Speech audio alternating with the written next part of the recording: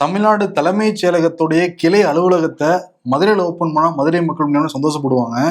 காரணம் என்னன்னா, முதல்வர் துணை முதல்வர் வர்றப்பதான் அந்த அரசாங்க நிர்வாகம் ரொம்ப துரிதமா வந்து வேலை பார்க்கறாங்க. இப்போ கூட சில மாதத்துக்கு முன்னாடி முதலமைச்சர் மு.க. ஸ்டாலின் இந்த பந்தல்குடி அந்த கால்வாயை ஒட்டி தான் அவருடைய கார் போச்சு.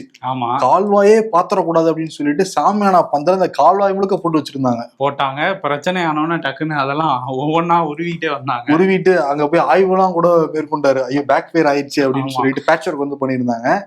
இப்ப அதே மாதிரி ஒரு பேட்ச் ஒர்க் பண்ணிருக்காங்க. டெப்டி சிஎம் மதுரைக்கு 2 நாள் வந்து விசிட் பண்ணியிருக்காரு. அதனால என்ன பண்ணிருக்காங்கன்னா, மதுரை முழுக்க மதுரை சொல்ல போனா மதுரை கலெக்டர் ஆபீஸ்ல அவசரமா அந்த பெயிண்டிங் பண்ணி வெள்ளை அடிச்சிருக்காங்க. வெள்ளை அடிக்கிறது எல்லாம் பண்ணி பேட்ச் ஒர்க் பண்ணி வச்சிருக்காங்க அவங்க. அப்ப துணை முதல்வர் போனாதான் வேலை நடக்கும் போல. துணை முதலமைச்சர் சிஎம் இவங்கெல்லாம் போனா மட்டும் தான் வேலை செய்யறாங்க போல இருக்கு. கலெக்டருங்கிற சகாக்கள் எல்லாருமே. ஆமா, கொசு மருந்து எல்லாம் அடிச்சு அங்க உள்ள நேத்து வேலையே கொஞ்ச நேரம் நடக்கலையாமா. கொசு மருந்து எல்லாம் அடிச்சு விட்டுருக்காங்க. இல்லாட்டி மட்டும் நடக்குதா அப்படின்னு கேக்குறீங்களா? அது கொஞ்சம் சந்தேகம் தான்.